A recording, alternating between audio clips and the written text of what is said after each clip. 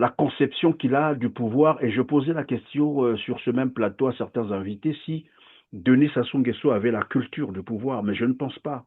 Pour lui, le pouvoir, c'est comme un gibier, comme il le dit lui-même, il a attrapé, c'est pour lui, et puis bon, voilà. Les autres, quand vous allez vous approcher, si vous essayez de vous rapprocher de ce pouvoir, ben, votre sort est connu, c'est l'élimination physique carrément. Mais comment aller causer Oui, avec c'est un monsieur comme ça? Comment faire des dialogues avec voilà. un tel monsieur? Pourquoi j'ai Oui, pourquoi j'ai posé ça ainsi? J'ai posé ça ainsi pour nous faire prendre conscience, nous tous les Congolais de Brazzaville. Tant qu'il ne quitte pas cette position, on ne sait pas parler, on ne sait pas construire un lendemain différent. Il ne voudra pas changer d'un iota sa position. C'est-à-dire, il y a toujours des armes qui sont achetées, cachées de gauche à droite, qui circulent en grande quantité dans le pays. Les armes qui sont données aux partisans et aux gens de la tribu, les armes qui sont cachées vers le village là-bas, pour pouvoir venir mater Brazzaville quand le moment sera venu. Ce qui voudrait dire que l'opposition politique, si elle y va toujours dans un truc de genre à l'amiable, dans la paix, dans l'équité et tout ça là, il n'y aura rien.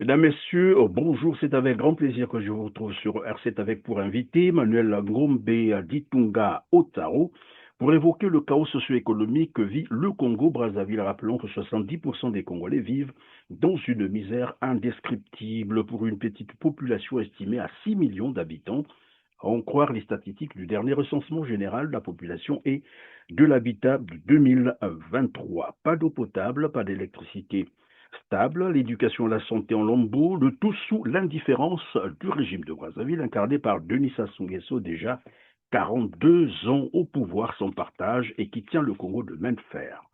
Malgré le chaos socio-économique dans lequel il a plongé le pays, le régime de Brazzaville veut encore rempiler et donc préoccupé par la conservation du pouvoir plutôt qu'à apporter des solutions aux préoccupations des Congolais. Une campagne, vous le savez, de répression sauvage et policière vient d'être lancée dans les grandes villes du pays. Objectif, créer et maintenir la terreur pour tenter un nouveau passage en force. Bonjour Emmanuel Gombe. Bonjour, Perrin. Merci d'être avec nous sur R7. Vous êtes ingénieur de l'aviation civile en retraite, écrivain prolifique dont un de vos ouvrages m'intéresse aujourd'hui intitulé L'avenir désirable de l'humanité, l'Afrique, paru en septembre 2020 aux éditions Diaspora Noire. Dans ce livre, vous évoquiez quelques solutions de développement durable en Afrique, notamment le dessalement de l'eau de mer, conservation des forêts, traitement des déchets, santé, énergie, l'agroécologie, extraction, raffinage et transport des minerais, du pétrole, du gaz, transport civil aérien ou industrie spatiale. C'est presque tout un programme qui pouvait aider le Congo-Brazzaville à s'affirmer dans le concert des nations. Mais au regard de la situation chaotique que tout le monde déplore aujourd'hui, on est en droit de se poser quelques questions. Qu'est-ce qui peut expliquer, selon vous, bien entendu, la situation dans laquelle se trouve aujourd'hui le Congo-Brazzaville? Un état d'irritant total, la déliquescence. Oui, c'est ça. Le développement de l'Afrique, Le de tout développement un de l'Afrique. pays comme le Congo, et en association avec les autres pays d'Afrique, le développement de l'Afrique par des projets communs. Oui, mais qu'est-ce qui peut expliquer, parce que là, votre livre, votre ouvrage est paru en 2020, c'est ce que je lis ici, en septembre 2020, mais que depuis là, le Congo n'en a pas tiré profit. Qu'est-ce qui peut expliquer ça?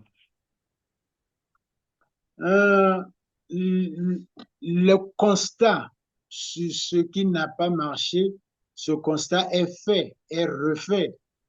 est dit et redit par toute l'opposition politique et maintenant par même les autorités en place. Et quand un président de l'Assemblée prend la parole et dit ce qu'a dit Isidore Mvouba, ça veut dire que nous sommes dans un constat. Mais est-ce que la solution,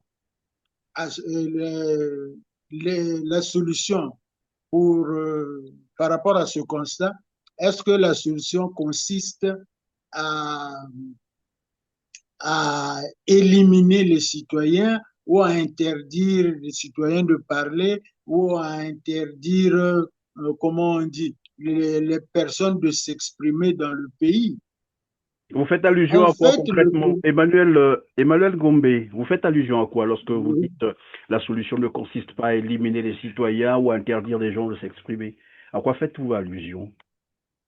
à cette situation dans laquelle se trouve le Congo depuis plusieurs années, l'opposition politique, la société civile n'a pas accès aux médias d'État, n'a pas droit à la parole sur la place publique. Même les réunions, comment on va dire ça, même les réunions dans des espaces privés sont interdits, tels que la conférence de presse de Kémy Seba. Mais en dehors de la conférence de presse de Kémy Seba, les opposants ou les personnes de la société civile n'ont pas droit à louer les salles et à s'exprimer. Or, un pays ne vit que des échanges entre ses citoyens.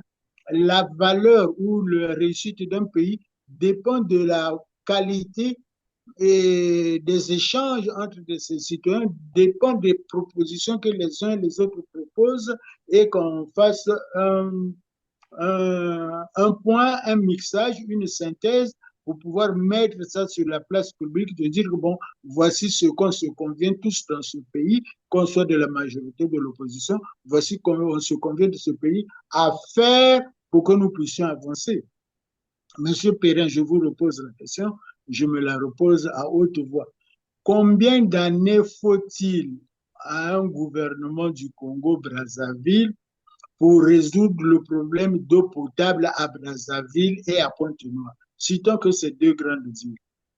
Combien Évidemment, d'années nous faut-il? reviendrons sur cette problématique, évidemment, de l'accès à l'eau potable au Congo-Brazzaville et à l'électricité stable, puisque l'électricité n'est jamais stable. C'est des courants intempestifs. Et tout à l'heure, avant de démarrer même l'émission, nous étions dans l'inquiétude de savoir si on allait faire ou pas, parce qu'il n'y avait pas d'électricité, ou alors l'électricité peut être coupée à n'importe quel moment. Nous y reviendrons tout à l'heure. Mais je voudrais qu'on aborde d'abord cette question d'actualité. Vous aviez appris, comme tout le monde, que les États-Unis, l'Amérique venait de proscrire les visas des États-Unis aux ressortissants du Congo-Brazzaville. Bon, après, on nous dira qu'ils sont nombreux, plusieurs pays, près de 12 pays, mais moi, je voudrais qu'on se concentre d'abord sur le Congo-Brazzaville. Votre premier commentaire sur cette décision? Mon premier commentaire, bon, on va dire quoi? On va dire que c'est un peu regrettable pour un petit pays comme le Congo qui n'a pas qui n'a pas un grand activisme politique négatif au niveau international. Euh, c'est regrettable pour un petit pays comme le Congo qui a tellement de choses à résoudre qu'il ne peut pas se permettre de prendre les fonds et les énergies humaines qu'il possède pour pouvoir les mettre dans un terrorisme d'État, larvé ou en public. C'est regrettable pour nous. Mais ce qu'il faudra dire et tirer la leçon, c'est que ce qui se passe avec les États-Unis est aussi une opportunité pour le Congo-Brazzaville de changer la vision euh, par rapport aux États-Unis ou par rapport à d'autres pays, de, de changer l'angle sur lequel on voit l'univers. Est-ce que si le Congo développe ses infrastructures, crée du travail, crée un environnement sain, l'eau, je reviens encore, cet environnement tient compte de l'eau de qualité, d'électricité de qualité, des infrastructures d'école, des universités, de santé, ainsi de suite. Si ces infrastructures sont construites, très peu de citoyens iront à l'extérieur. Les Congolais qui aiment tellement manger leur manioc resteront chez eux, mangeront le manioc de chez eux sous une bonne électricité et une bonne eau. Évidemment, pardon, Emmanuel Ngombe, pendant que vous parlez évidemment de mettre les conditions en place et les Congolais se contentent généralement de leur production, on a vu ça. Dans les années 70, les Congolais ne sortaient pas beaucoup parce que évidemment tout était fait, les conditions étaient là. Il y avait l'eau, l'électricité, les parents qui travaillaient avaient leur salaire, on pouvait économiser, on pouvait construire, on pouvait voyager, on pouvait aller en vacances avec le salaire qu'on avait. Voilà la fin du mois. Mais depuis là, les Congolais sont même en difficulté de joindre les deux bouts du mois. Pas d'électricité, pas d'eau potable. Déjà là, on ne peut même pas parler de l'industrialisation. Comment ça va se faire sans électricité qui est pour l'industrialisation ce que l'air est pour la vie d'un homme. Et donc, toutes ces conditions n'étant pas réunies, évidemment, à un moment donné, les Congolais se sont dit, ben, écoutez, mieux vaut sortir, s'en aller ailleurs. Mais là encore, s'est posé un problème de délivrance des passeports. Se faire sans électricité qui est pour l'industrialisation ce que l'air est pour la vie d'un homme. Et donc, toutes ces conditions n'étant pas réunies, évidemment, à un moment donné, les Congolais se sont dit, ben, écoutez, mieux vaut sortir. C'est une volonté politique de tout gâcher, de tout saboter, ou c'est un problème d'incompétence finalement? Parce que 42 ans, vous l'avez dit tout à l'heure, c'est quand même beaucoup. Mhm. Je ferai un appel avant la fin de l'émission, je ferai un appel à mes concitoyens congolais, mais je voudrais d'abord répondre rapidement à cette histoire de passeport. Dans un pays comme le Cameroun, le passeport, on le prend en 2 jours. En 2 jours. Dans un pays comme le Congo, le passeport va dans une année, 2 ans, ainsi de suite, comme tu as dit, malgré le fait de payer très cher les commissions qui ne sont pas déclarées. Penses-tu que le gouvernement de la République du Congo ne peut pas réunir 1 milliard de francs CFA par an pour aller donner à cette entreprise qui vous livre les passeports et d'avoir les passeports pour toute l'année? Mais si un citoyen congolais se permet d'aller se marier à 2 milliards de francs CFA dans un pays étranger, mais ce citoyen est capable de payer l'ensemble de vos passeports. Oui, mais pendant que vous le dites, C'est il faut pour nous dire, rappeler qu'au Congo-Brazzaville, il y a eu quand même dilapidation de 14 000 milliards. C'est l'équivalent de 7 ans de budget du Congo-Brazzaville. Et jusqu'aujourd'hui, on n'a jamais su où sont passés ces milliards et qui a dérobé ces milliards. Personne n'est interpellé, passé, il n'y a rien à voir et la vie continue. Dans ce même pays, on a volé 160 milliards au ministère de la Santé. Jusqu'aujourd'hui, personne n'a été interpellé. Là, on a volé 9 milliards à la SNCS. Que trop d'argent, 6 milliards sur les bourses des étudiants pendant des années et des années, probablement pendant des décennies, personne n'est interpellé. On vole l'argent et dernièrement nous apprenions que 3 000 milliards venaient d'être détournés au trésor public par des gens connus, d'autres sont encore au Congo-Brazzaville. Mais tout ça, ça passe comme ça. Pas de sanction, cher, pas cher d'interpellation, ami, pas d'ouverture d'informations judiciaires. Et pour donner, attribuer les passeports qui sont un droit pour les Congolais, ça devient un problème. donc vous vous rendez bien compte par rapport à tous les chiffres que vous venez d'énumérer, vous vous rendez bien compte que ce n'est pas l'argent qui manque au Congo-Brazzaville. C'est pas l'argent qui manque au trésor public pour payer les passeports et les avoir à jour. C'est toute autre chose qu'il y a derrière. C'est une forme de, c'est une forme d'esclavagisme. Les Congolais sont devenus esclaves du système qui les préside. Ce n'est pas seulement un noir qui préside au Congo-Brazzaville, mais c'est un colon noir qui Pardon, oublie est-ce que que, est-ce qu'on peut bien nous expliquer cela? C'est pas un noir seulement qui préside au Congo-Brazzaville, mais c'est un colon noir.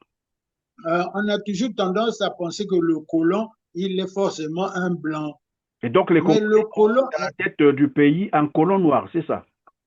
voilà, c'est-à-dire que quelqu'un qui a la peau noire, qui est des mêmes tribus ou des mêmes phénotypes que les populations du pays concerné, mais il se considère comme étant le chef, le, euh, le, le descendant des, le représentant des colons.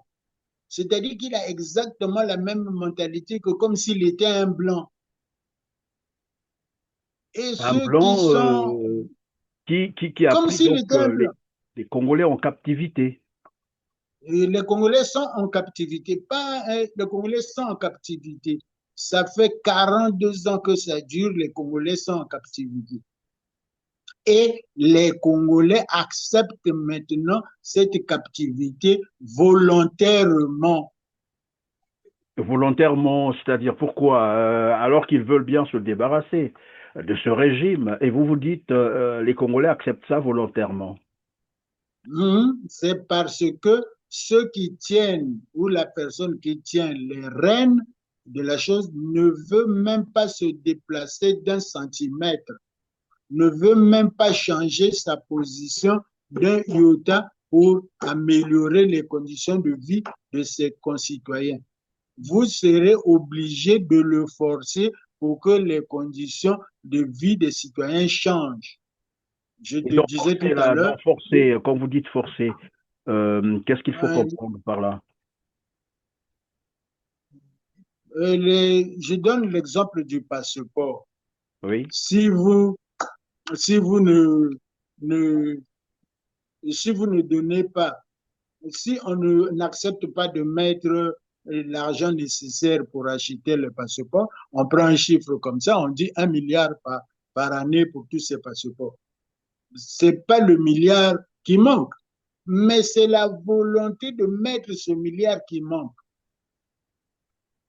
Et ensuite,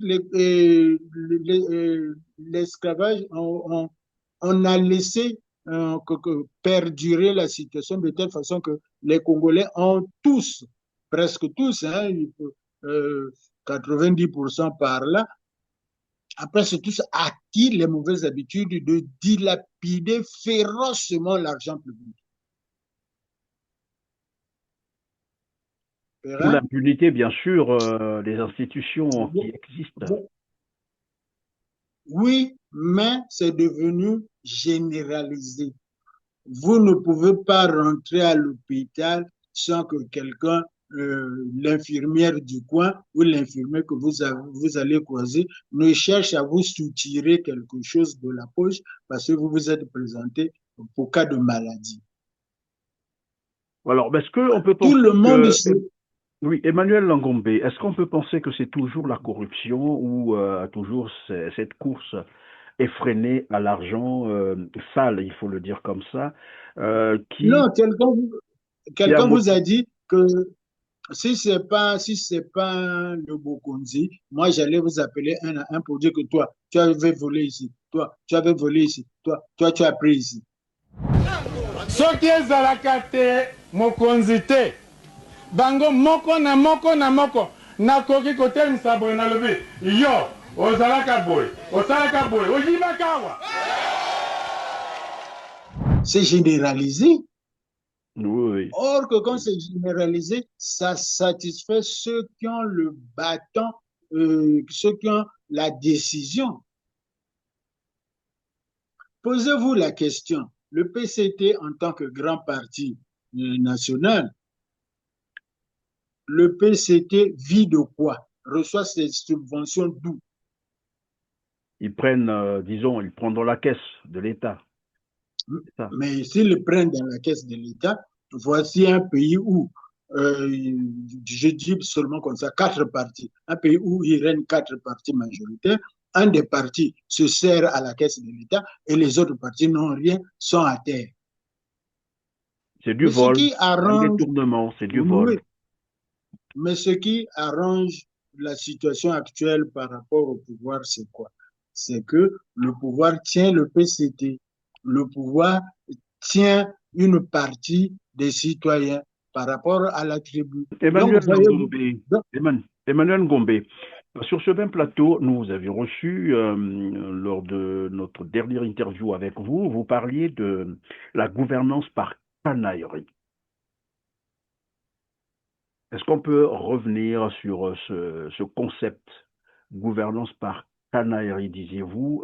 Tout se fait par canaille. En fait, en sorte, on dirait que ce qui se fait au Congo se fait de manière délibérée pour faire souffrir les Congolais. C'est ça. prenons le cas des 6 milliards de francs destinés aux étudiants qui se dissipent chaque année sans jamais laisser de traces. Vous vous souvenez de cette affaire? Tout à fait. Mais pendant ce temps, les étudiants qui sont sur place ou qui sont à l'extérieur n'ont rien. Même l'argent pour les rapatrier, il n'y en a pas. Mais si jusqu'au plus haut niveau de l'État, on reconnaît que cet argent disparaît chaque année, on n'est pas capable de donner un peu d'argent aux étudiants de Lomé ou de Cuba ou de quoi pour qu'ils rentrent chez eux, qu'ils Et reviennent au pays. on apprend d'ailleurs que depuis 2018, les étudiants n'ont plus jamais perçu leur bourse.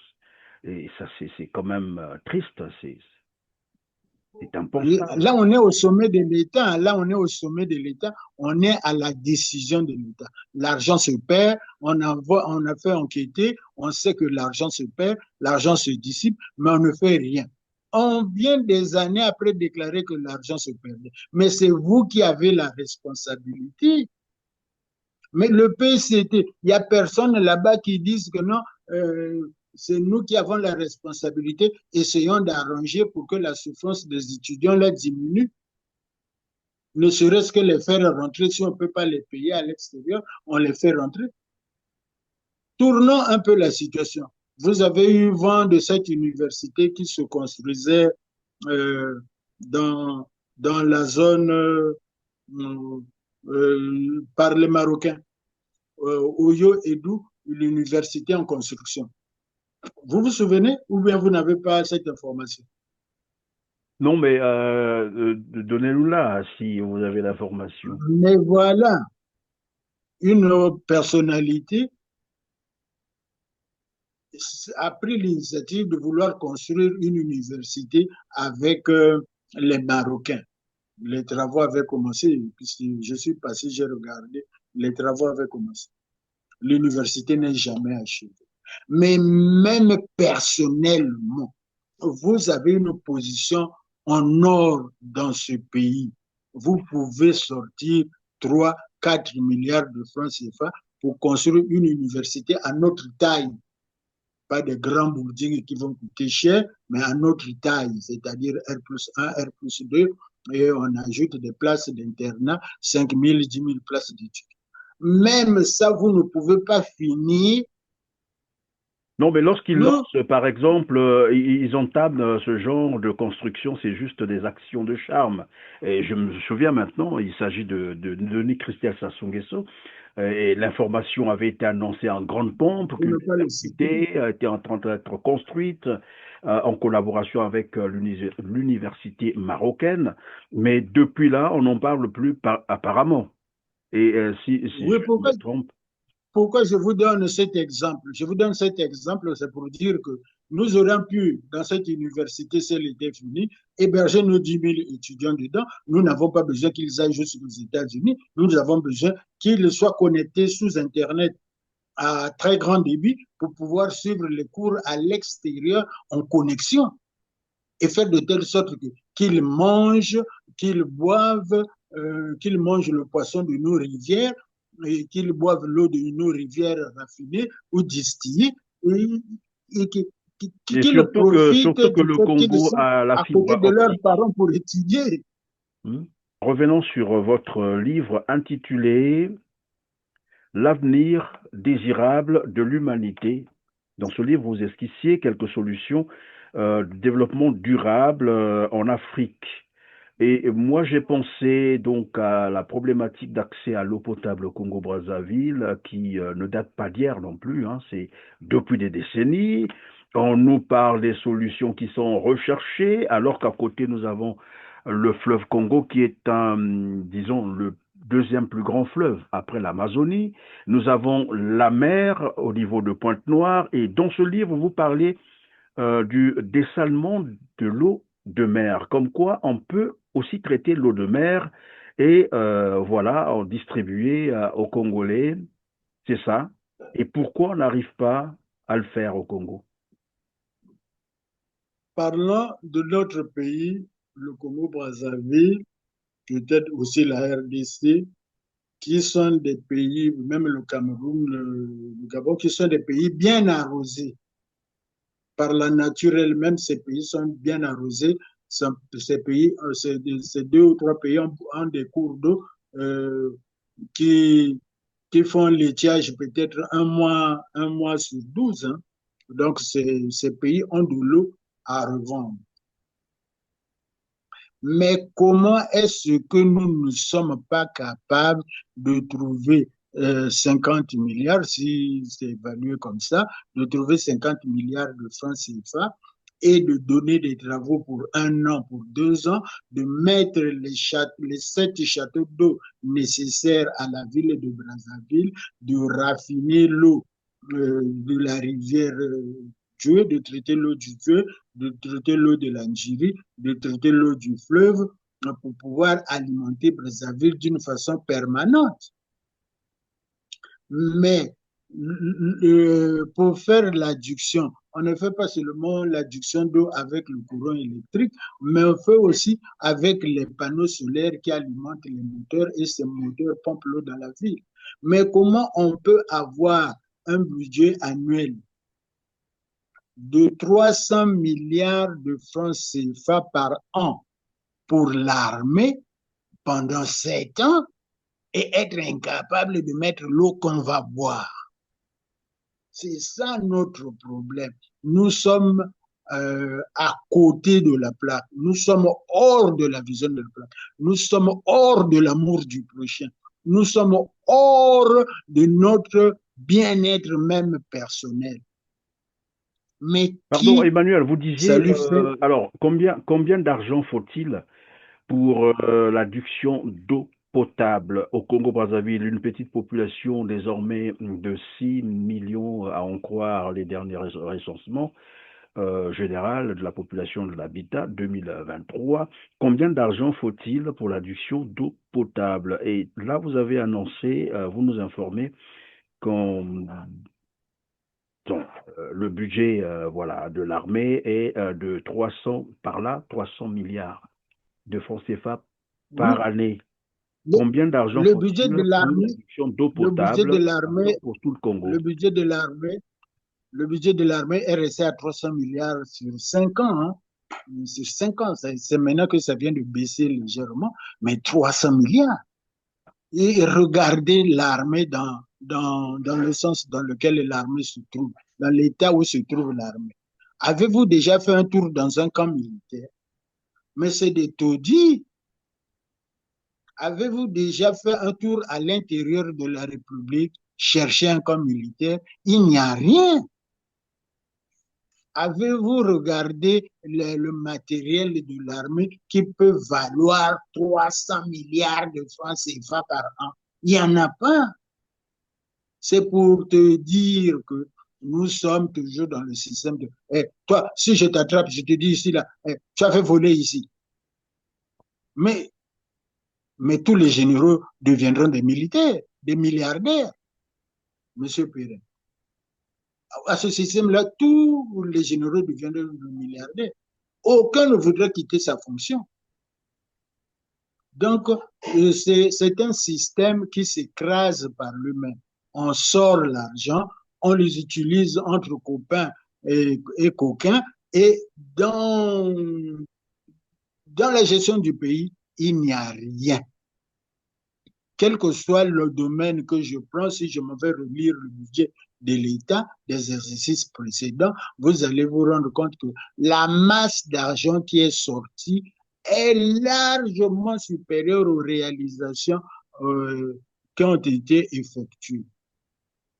Et d'ailleurs, Dommage. lui-même, Denis Sassou Nguesso le reconnaissait. Hein, généralement, lorsque les gens établissent les budgets, ils sont fixés très généralement à 2, 3 fois plus que les besoins. Mais Oui, curieusement, mais la responsabilité incombe à qui? Il ne s'agit pas, de dire que bon, de 79 jusqu'en 92 à la conférence, j'ai assumé tout ce qui s'est passé comme désordre là, j'ai assumé. C'est moi qui étais en haut, j'ai assumé tout ça. Ah, vous avez assumé, d'accord. Mais vous êtes revenu. Vous n'êtes pas revenu pour assumer encore le désordre. Vous êtes venu pour organiser. Vous êtes venu pour structurer, vous êtes venu pour réunir les Congolais afin qu'on cause, qu'on discute, qu'on parle et qu'on s'entende énoncer des solutions qui nous conviennent à nous tous. évidemment, les gens pensaient qu'il était revenu, même si c'est par les armes, ce qui est condamnable d'ailleurs, parce que finalement, plus de 10% de la population avait été décimée par ce coup d'État militaire, et les gens croyaient qu'il allait s'amender. Mais là, curieusement, il fait pire que ce qui lui a été reproché lors de la conférence nationale souveraine. Donc je vous réponds par canaillerie, dans une logique du fétichisme qui consiste à dominer les autres, à les écraser et à montrer que soi-même, on est plus que n'importe qui.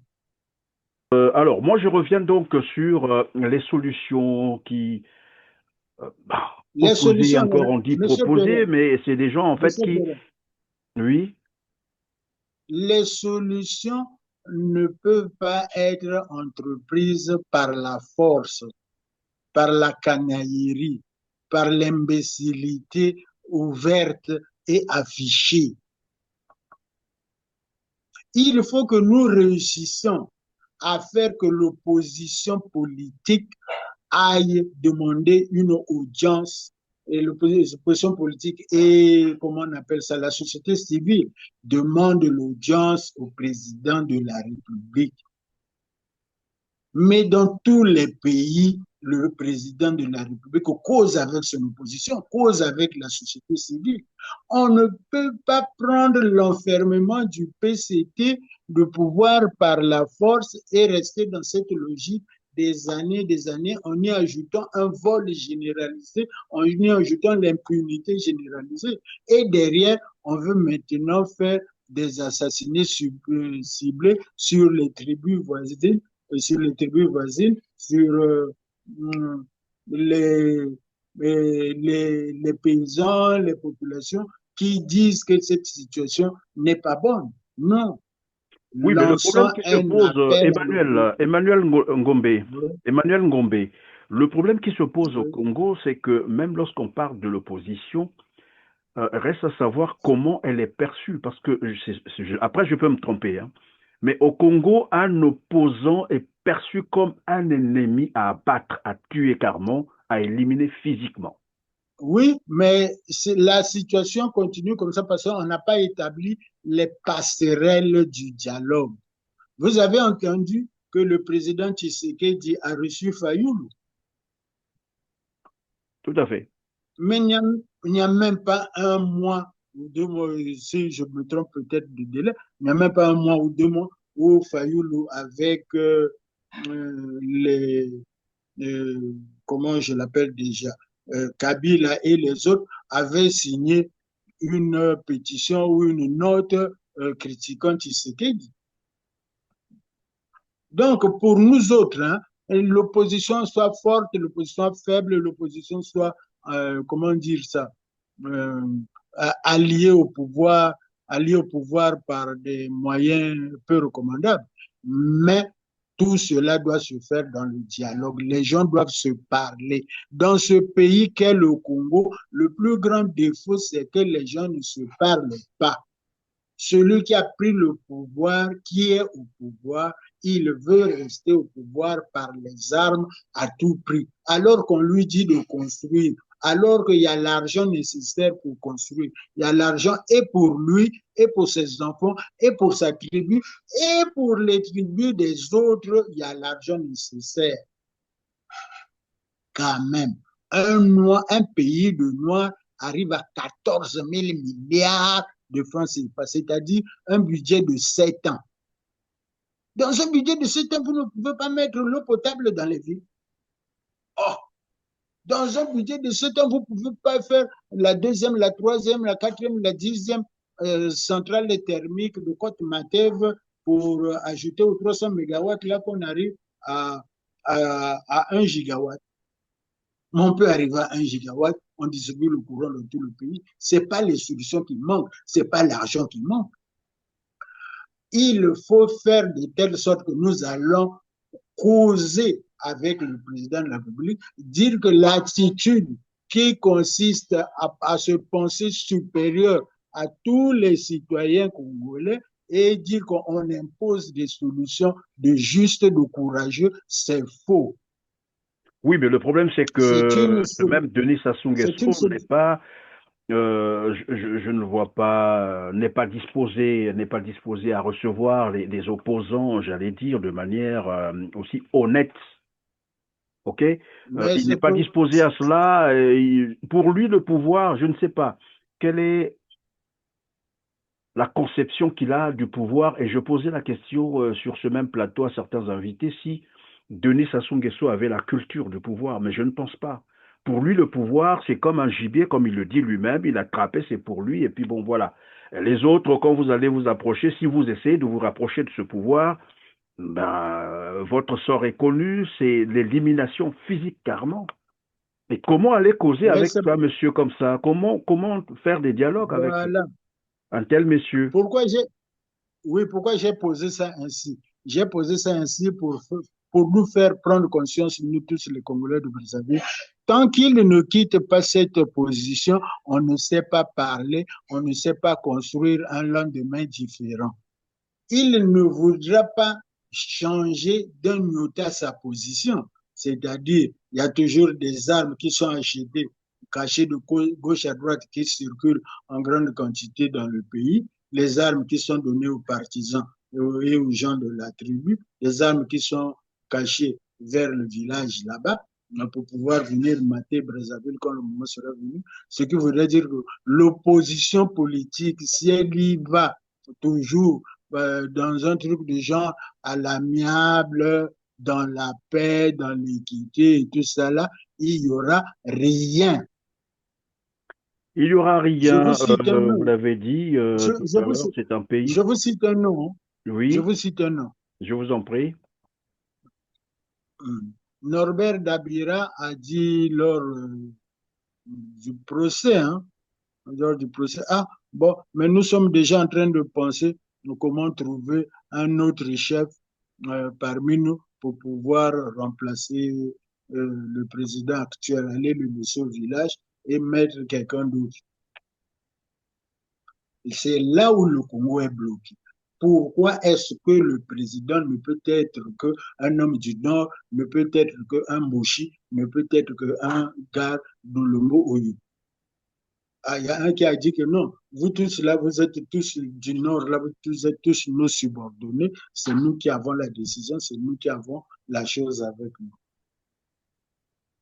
Il y a un autre qui a ajouté, un plus célèbre encore qui avait ajouté, avant d'aller là-bas, posons d'abord la question à Norbert Dabira, mais le leader dans leur groupe qu'ils proposaient pour remplacer Denis est où?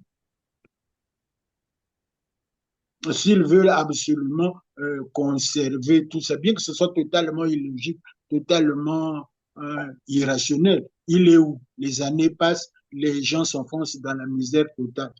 Vous savez que les Congolais vivent comme des rats maintenant. C'est ça. Monsieur Perrin, je vais prendre un exemple. Qu'est-ce qui nous empêche de faire une université par département du Congo? Mais quand je vais me mettre à les réaliser dans l'autre département, je vais dire, ah, ceux-là ne sont pas des nôtres, donc là-bas, on diminue la taille du projet, on fait ça plus petit. Mais c'est déjà une erreur. Si nous faisons 10 pôles universitaires, un pôle universitaire par département, ça fera 10. Le pôle universitaire est estimé à 20 milliards de francs CFA dans sa version basique, avec 10 000 étudiants en internat. C'est-à-dire que j'ai maintenant 15 départements, je fais fois 20, j'aurai 30 000 étudiants en position internat.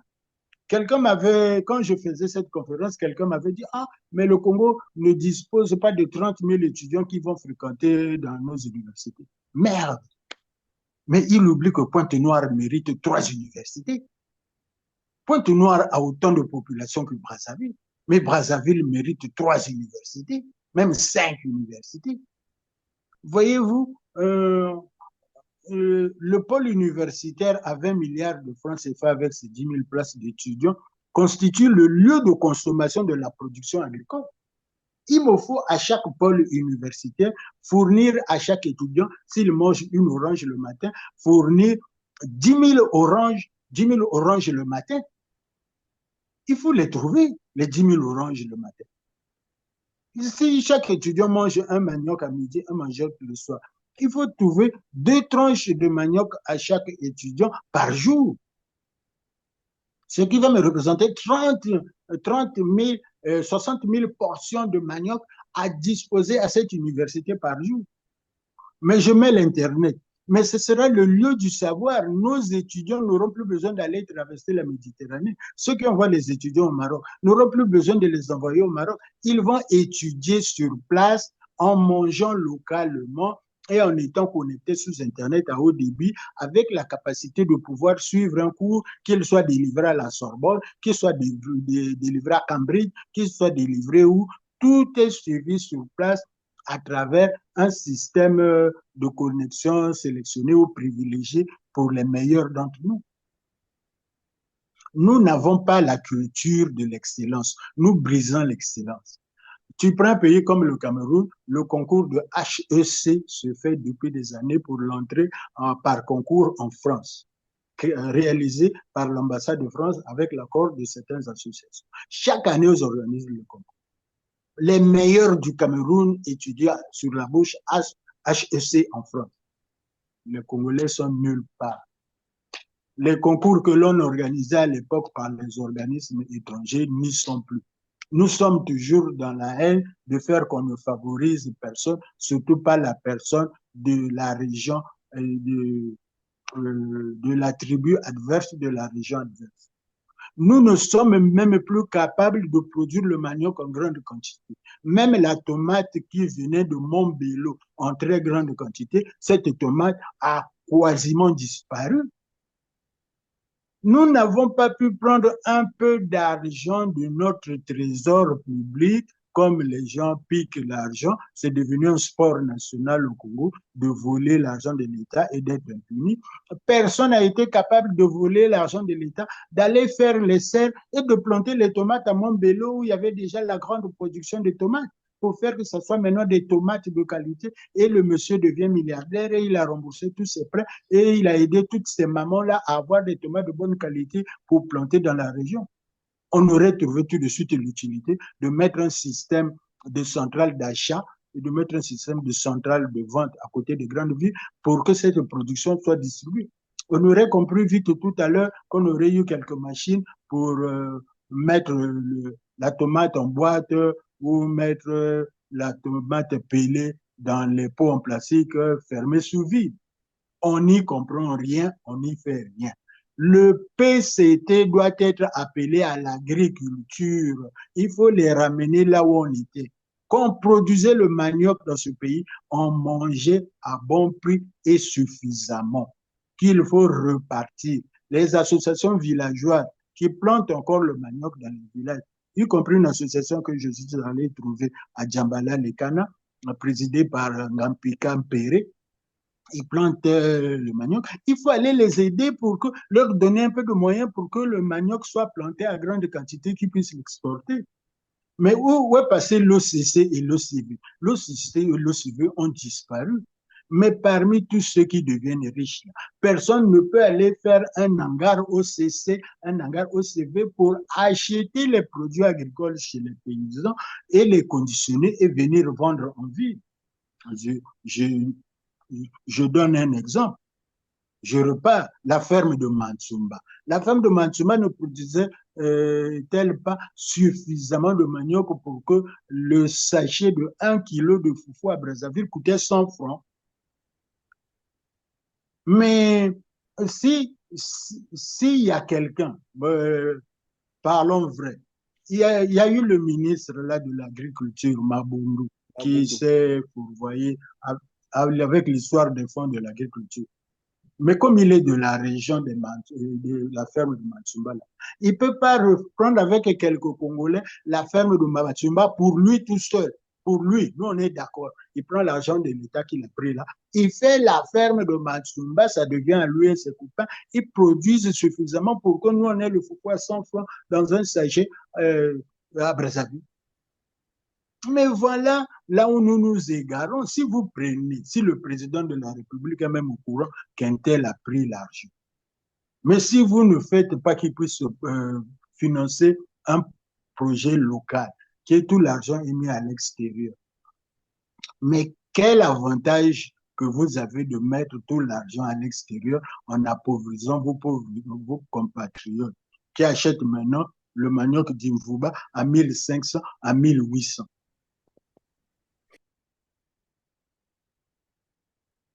Eh bien, malheureusement, comme on s'en doutait au début de cette émission, on vient de perdre le signal de notre invité Emmanuel Ngombe depuis Brazzaville. Et voilà. C'est de cela que nous parlions tout à l'heure. Nous avons là le message, coupure d'électricité. Je savais. C'est ça. Et donc, je disais, c'est de cela que nous parlions tout à l'heure, l'accès à l'électricité et à l'eau potable devenu quasiment très, très, très difficile et problématique au Congo-Brazzaville, un pays pourtant doté de ressources, d'énormes ressources naturelles. Le Congo est producteur du pétrole, de gaz liquéfié, 5 millions de mètres cubes année. Le Congo est producteur du pétrole, 500 000 barils de pétrole par jour. Le Congo a une façade maritime, le Congo est exportateur des minerais. Le Congo a la mer, je l'ai dit tout à l'heure. Le Congo est bordé par le deuxième plus grand fleuve du monde après l'Amazonie. Malgré tout ça, le Congo a des potentialités, le Congo a des ressources humaines. Où est finalement le problème? C'est la question à laquelle doivent répondre les Congolais. Mesdames, Messieurs, merci de nous avoir suivis. Cliquez sur le petit pouce en l'air juste en bas de la vidéo après avoir largement partagé cette émission et dites-nous en commentaire ce que vous en pensez. On se dit au revoir et à très bientôt. Merci.